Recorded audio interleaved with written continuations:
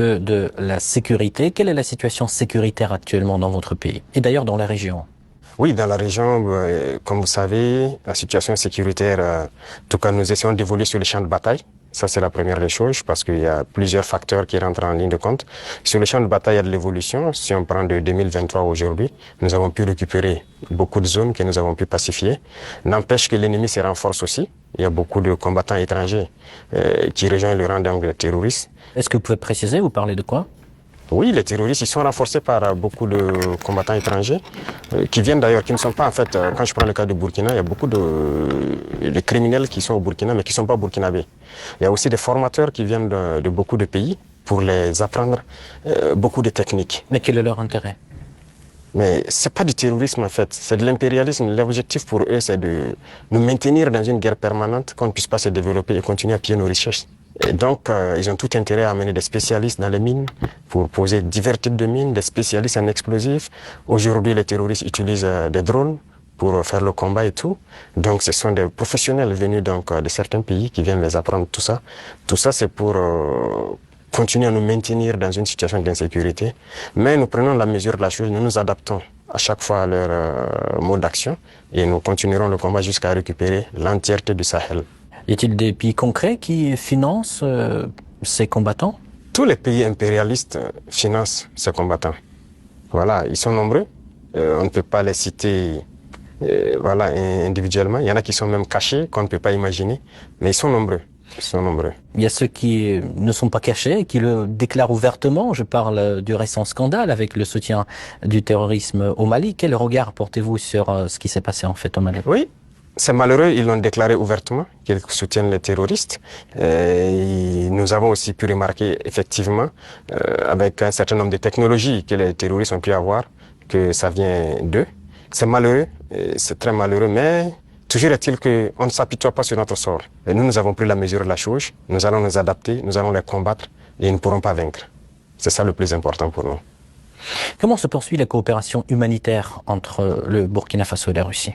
Ça se poursuit très bien. Je pense qu'il y a beaucoup d'échanges sur beaucoup de volets.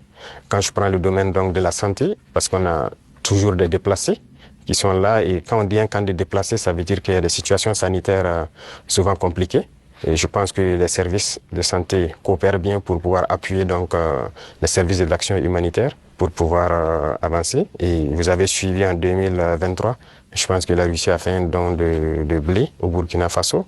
C'était uniquement donc destiné donc aux personnes déplacées, mais nous avons fait la promesse au président Poutine que nous ne souhaitons plus voilà être ravitaillés en blé parce que nous allons produire le blé et je tiens cette promesse parce que nous avons commencé à produire notre blé en quantité pour satisfaire. Donc ce qui veut dire que la coopération sur ce volet-là nous amène nous-mêmes à nous développer, à booster beaucoup de choses pour pouvoir combler les vides. Face aux tensions géopolitiques actuelles, notamment la guerre tarifaire entre les États-Unis et la Chine, comment le Burkina Faso adapte-t-il sa stratégie économique et diplomatique? Alors, ce monde est en perpétuelle mutation. C'est de la folie, souvent, les choses qu'on voit. Et il faut rester aux aguets et pouvoir s'adapter à tout moment. Et ça, c'est très important parce que nous suivons l'actualité. Il y a une bataille économique un peu partout. Mais a priori, nous commerçons avec la Chine sans problème.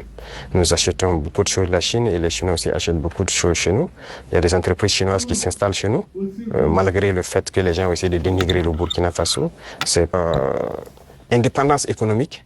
Nous essayons de collaborer mieux avec ces pays parce que c'est une forme d'oppression de l'impérialisme. Il y a lieu que ceux qui sont opprimés s'unissent pour faire face à cette hégémonie-là. Donc, a priori, on s'adapte à toute cette situation. Monsieur le Président, quel regard portez-vous sur la récente détérioration des relations avec l'Algérie? Alors, vous avez suivi les événements et je pense que tout le monde comprend comment ça fonctionne. Et nous sommes au regret de voir l'incident qui est arrivé à la frontière donc algérienne avec le drone qu'ils ont abattu. Et il faut le dire clairement, c'est pas amical. C'est pas amical parce que aucun appareil, on n'abat pas un appareil volant comme ça. Lorsque tout le monde connaît le protocole. Donc il n'y a pas à se voiler la face. Si un appareil traverse votre frontière, même s'il rentre sur votre pays, on l'identifie. Les radars permettent de l'identifier. Et on sait, il appartient à quel pays. Et il y a les relations diplomatiques pour ça. On contacte l'ambassade, et il y a des attachés de défense, il y a beaucoup de mécanismes.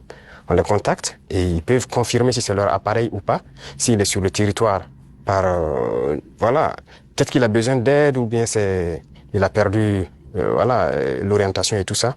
Parce qu'un appareil peut être en l'air, il peut avoir des problèmes avec la météo, il est obligé de se cacher derrière les nuages, ça arrive très souvent dans nos pays. Donc un appareil rentre, on les demande, ils disent non, il y a beaucoup de couverture nuageuse, mais il y a en tout cas un phénomène météorologique qui l'amène à venir passer. Il peut avoir un problème technique, il peut demander de l'aide pour qu'on le guide à ce qu'il atterrisse. Donc il y a tellement de facteurs qui peuvent faire qu'un appareil se retrouve dans un espace aérien. On n'abat pas un appareil systématiquement. Le cas est arrivé avec nous. On a souvent vu un appareil américain qui est rentré sur notre territoire, qui faisait donc des reconnaissances et tout. On n'a pas abattu l'appareil. On a pris le soin de contacter l'ambassade américaine, qui ont pris quelques minutes, ils nous ont confirmé que c'est leur appareil et ils ont dégagé l'espace. Donc, on n'abat pas un appareil systématiquement. Donc, c'est un acte délibéré, inamical d'abattre l'appareil et c'est regrettable. Mais si je comprends bien, vous ne fermez pas la porte au dialogue quand même. Non. Il faut que les dirigeants comprennent que nous n'avons pas le choix que de nous unir face à cette situation de soi-disant terrorisme. Parce que c'est un phénomène assez complexe. Et je vous dis que le Burkina était assis dans les années 2012 à regarder le Mali. Et on était, le régime qui était en place était ami avec ces gens-là. Certains vivaient même à Ouagadougou. IAG a vécu à Ouagadougou. C'est la réalité. Mais qu'est-ce qui se passe aujourd'hui? Ils se sont retournés contre nous. C'est pas des gens libres. Ils sont manipulés par les impérialistes et les ordres qu'on les donne, ils donnent à leurs criminels sur le terrain, ils le font. Donc, il faut que chacun comprenne qu'on doit s'unir pour faire face. Il n'y a pas de négociation possible avec ces gens-là. Justement, parlons de cette unité, plutôt cette intégration qui se déroule actuellement au sein de l'AES. Où en est-on actuellement?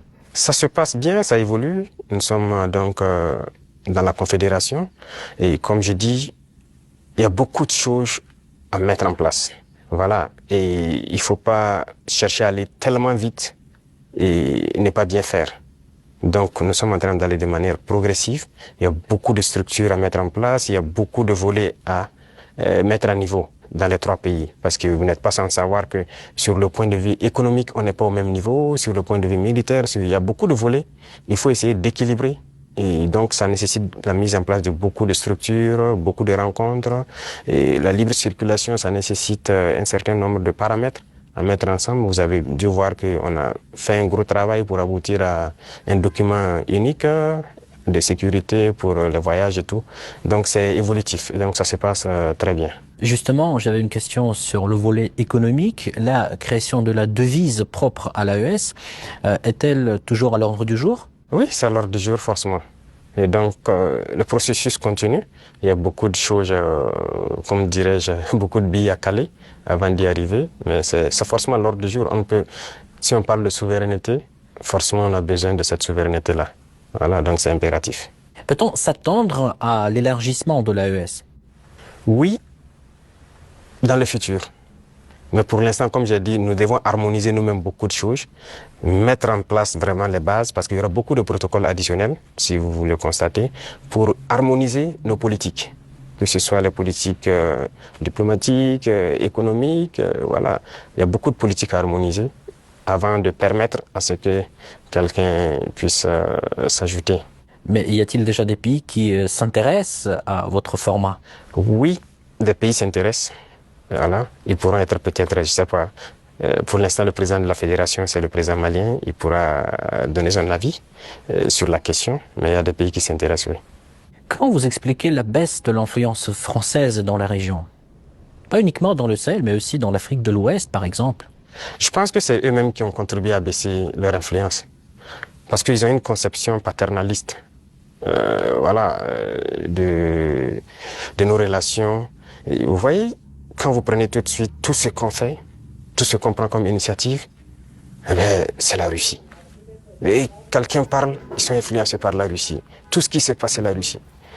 Pourquoi ils ont les yeux fermés comme ça? Donc l'Africain n'est pas capable de développer quelque chose. L'Africain n'est pas capable d'inventer, d'innover, de prendre des initiatives. C'est ça que nous combattons. Et tant qu'ils vont continuer de voir l'Africain comme ça, comme un sous-homme qui n'est pas capable de réfléchir, qui n'est pas capable d'innover, capable d'inventer, on ne pourra jamais être amis. Les époques ont changé. Donc, c'est la vision même qu'ils ont du noir. Il faut qu'ils arrêtent ça. Parce qu'en nous traitant comme ça, c'est comme s'ils voient le noir comme un sous-homme. Et là, c'est dangereux. Il faut qu'ils changent de langage. Mais en quoi ça se voit, cette attitude? Et regardez dans leurs discours. Regardez dans leurs discours. Même le président français, toujours dans ses discours, les jeunes Africains sont influencés par la Russie. Il le dit. Les médias occidentaux, vous les écoutez souvent. Ils ne passent leur temps qu'à mentir. Et regardez aujourd'hui l'AES qui est un modèle qui est en train de se dessiner. Ils ne peuvent pas se lever du matin au soir sans parler du Burkina ou parler de l'AES. C'est impossible pour eux. Et chaque fois, ils cherchent à envoyer des informations pour diviser, pour manipuler la jeunesse. Mais ça ne passe plus. Je pense que les gens sont assez conscients, les gens ont l'œil ouvert. Et vous tous, vous êtes victimes de ces gens-là, la communication. Ce qu'ils font, ce qu'ils disent sur la Russie et tout, on le sait.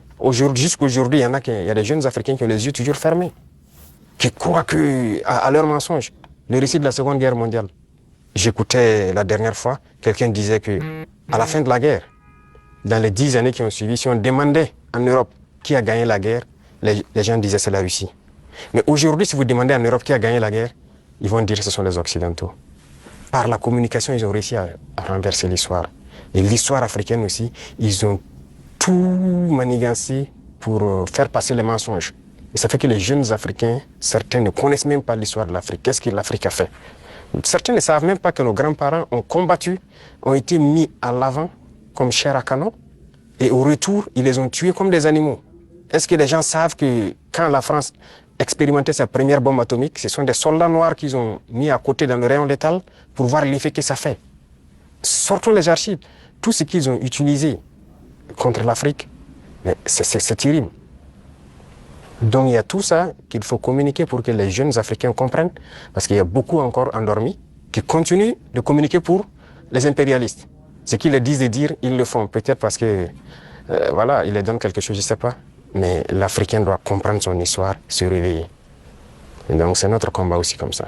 Quel est le rôle des médias dans ce combat, selon vous? Médias indépendants? De chez nous, vous voulez dire? Les médias devraient beaucoup participer à nous aider. Mais vous voyez que nos médias, même, il y a certains médias qui sont des médias impérialistes. Ils ne sont assis que lorsque les médias européens, lorsqu'ils disent quelque chose, et ils reprennent. Et ils accentuent. Il y a plein de médias dans nos pays qui combattent même les régimes comme notre régime. Et ils passent leur temps aussi à raconter les mêmes balivernes que les médias occidentaux racontent. Mais c'est honteux. Si des Africains se comportent comme ça, c'est très honteux. J'imagine qu'il doit avoir honte de se regarder à la glace le soir. Si tu es payé pour raconter des mensonges sur le noir, c'est très grave. Donc, on est en train de conscientiser. Au Burkina Faso, si vous voyez, actuellement, beaucoup de médias accompagnent la dynamique, participent à conscientiser la jeunesse à travers des débats et tout. Donc, c'est ce que nous souhaitons vraiment pour les médias. Pensez-vous que notre média puisse aussi jouer son rôle dans ce combat?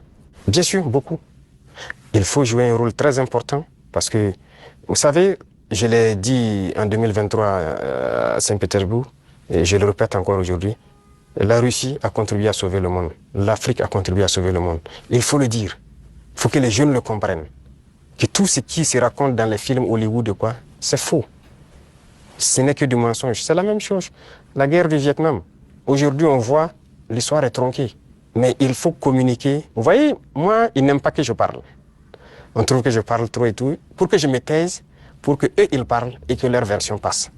Non. Moi, mon plus grand regret, c'est d'avoir passé une bonne partie de ma jeunesse à écouter des radios comme RFI, France 24. J'ai été dans des pays où ces radios étaient fermées. Mais on prenait des applications, on enregistre leur journal pour écouter. Mais à partir d'un moment, il y a un déclic. Et je commence à comprendre qu'ils conditionnent nos cerveaux pour accepter ce qu'ils veulent. C'est leur narratif qu'ils veulent qu'on apprenne.